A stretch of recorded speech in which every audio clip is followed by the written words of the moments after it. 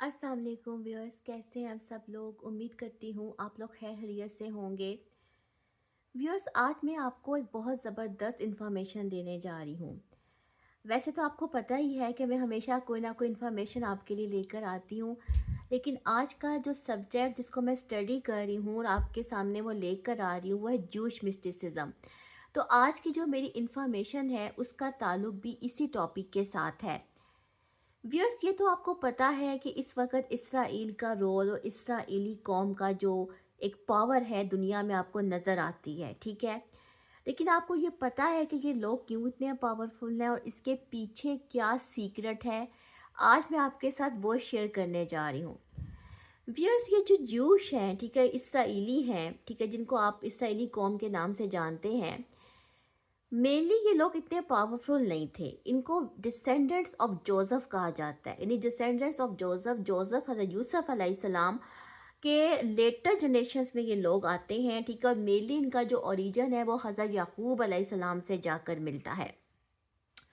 फ़िरौन के दौर में, जब मिस्र में फ़िरौन का जो था वो दौर था, तो उस वक़्त इन लोगों को स्लेवरी में रखा गया था, उन पे बहुत मज़ालिम किए जाते थे। और इनके जो बच्चे पैदा होते थे ना, क्योंकि इनकी तादाद बहुत ज़्यादा बढ़ रही थी, तो वहाँ की जो हुकूमत थी ना वो इससे बहुत खौफज़दा थी। तो जो वो इनकी नस्ल ख़त्म करना चाहती थी, इनके बच्चों को दरियाए नील में बहा दिया जाता था, दरियाए नील में डुबो दिया जाता था।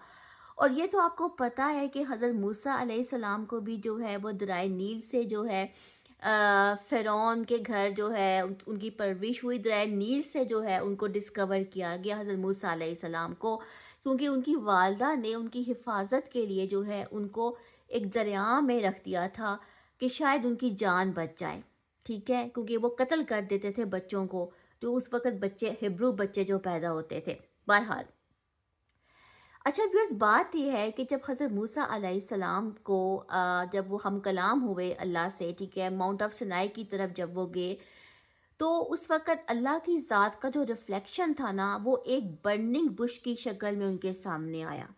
बर्निंग बुश क्या होती है? एक जलती हुई झाड़ी, ठीक है, जिसका बहुत ज़्यादा जिसके अंदर हिद्दत होती है।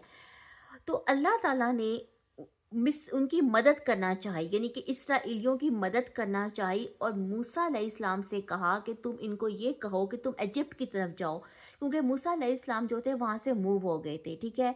तो अल्लाह ताला ने मूसा अलैहिस्सलाम को हुक्म दिया कि तुम इजिप्ट की तरफ जाओ और इसराइलियों से कहो कि वो कनान की तरफ चले जाएं, कनान की तरफ चले जाएं, क्योंकि वहाँ पे दूध और शहद बहता है। अब आपको पता है व्यूअर्स, कनान में क्या क्या चीज़ें आती हैं, क्या उसका हदूद अरबा है, उस पर कौन सी टेरिटरीज आती हैं। उसमें फ़लस्तीनी टेरिटरीज आ जाती हैं, उसमें जॉर्डन का कुछ हिस्सा, नहीं, वेस्टर्न पार्ट ऑफ जॉर्डन भी आ जाता है, उसमें सीरिया का भी कुछ हिस्सा आ जाता है, ठीक है।